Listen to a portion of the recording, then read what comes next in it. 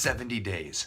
10 weeks. That's how long we've been on this journey in the Word together. Which means if you're counting down how many weeks we have left, there's only...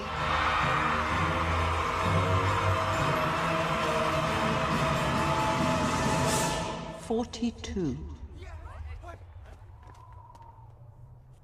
Hey, don't get discouraged. There's only one day left in Numbers. It's been quite a book, hasn't it? We had Coras Rebellion, which hardly seems fair to call a rebellion. There was a bunch of people who didn't like the way God had divvied up worship duties. They wanted to be on the same level as Moses and Aaron. They thought of themselves as holy, and so God, well, put them in their place. The ground under them split apart, and the earth opened its mouth and swallowed them and their households, and all those associated with Korah, together with their possessions. They went down alive into the realm of the dead, with everything they owned. The earth closed over them, and they perished, and were gone from the community. God is not to be taken lightly. When people pressure God to get what they deserve, well, they don't realize what they're asking.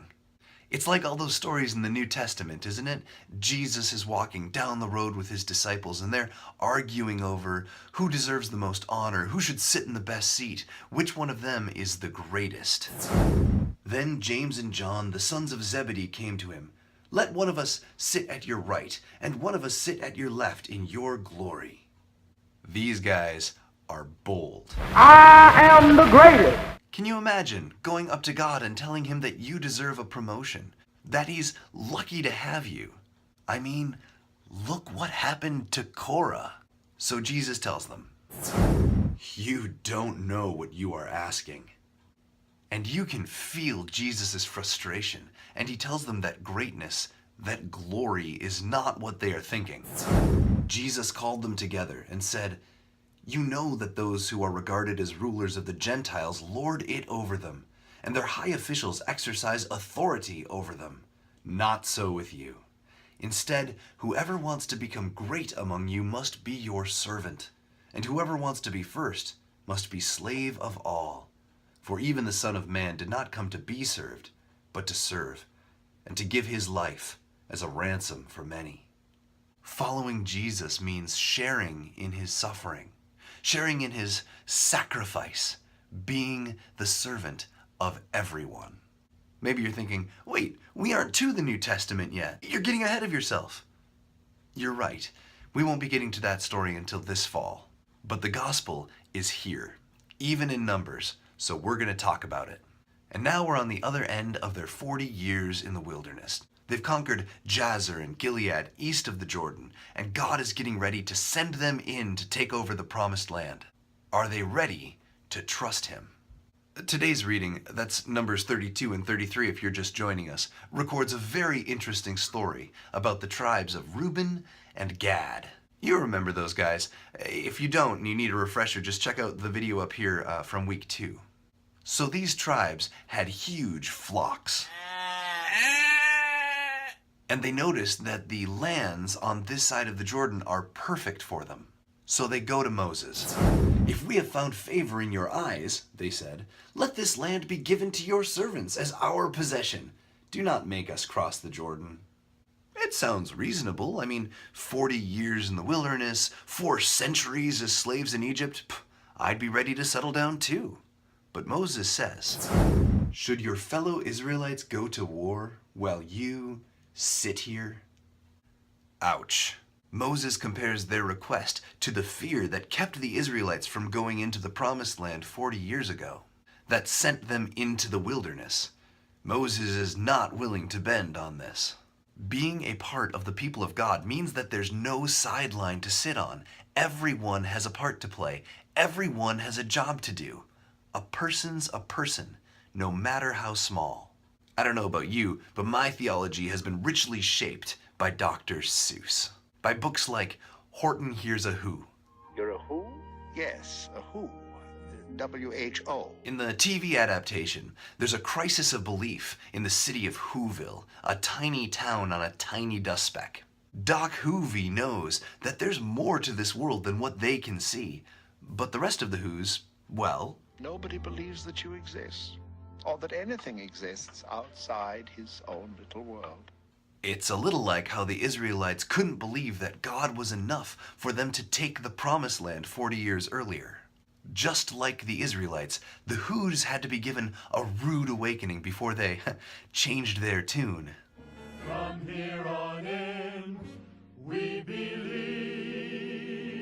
in you. And it's a good time to start believing, because now the huge people in the world beyond are ready to destroy their dust speck, unless they can prove that they're there, unless they can make themselves heard. Boil that dust speck, boil that dust speck, boil that dust speck. Boil, boil, boil, boil. So the Who's are crying out. We are here, we are here, we are here. And the doc is getting everyone in on it. There can be no one on the sidelines here. All noises are needed, refined or absurd. And they yell and yell and yell. We are here, we are here, we are here, we are here.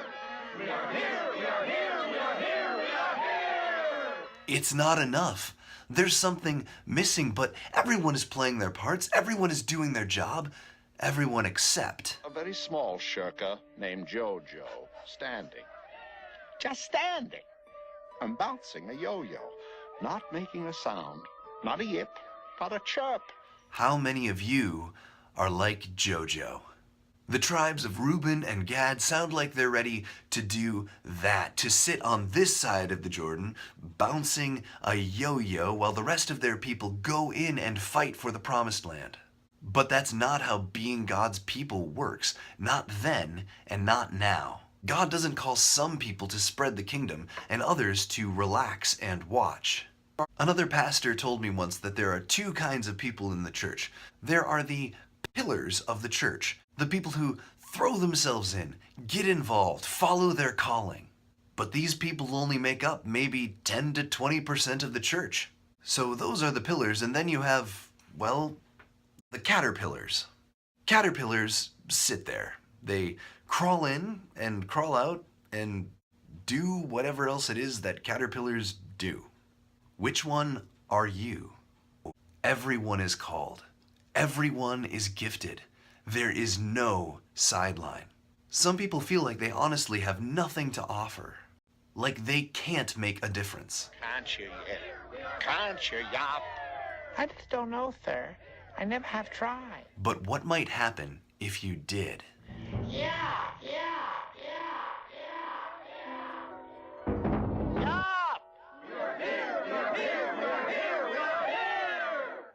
Our high schoolers went on a retreat this weekend, and we learned that there are more than 700 million people in this world who are malnourished. And that's not the only injustice in the world. Over 600 million people don't have access to clean water. It's estimated that 30 million people are caught in the slave trade. All of these problems are way too big for any one of us to tackle. But there are about 2.5 billion Christians in the world. Billion. Can you even imagine what might happen if everyone got up off the sideline? If every Jojo took their place in the body, stood shoulder to shoulder with their brothers and sisters, and used what they had to do the work that God gave them in the world, to spread the kingdom. That's the vision God has for us, His church here on earth. There are no sidelines. So go, put down the yo-yo, get off the sideline. Never believe the lies that it's someone else's job, that the problems are too big, that you're too small. Because it's not about you. It's about the God who called you, who has given you gifts. So go, use your gifts in big ways, in small ways. See people, love people, and remember, a person's a person, no matter how small. So put down your yo-yo and yop. Grace and peace.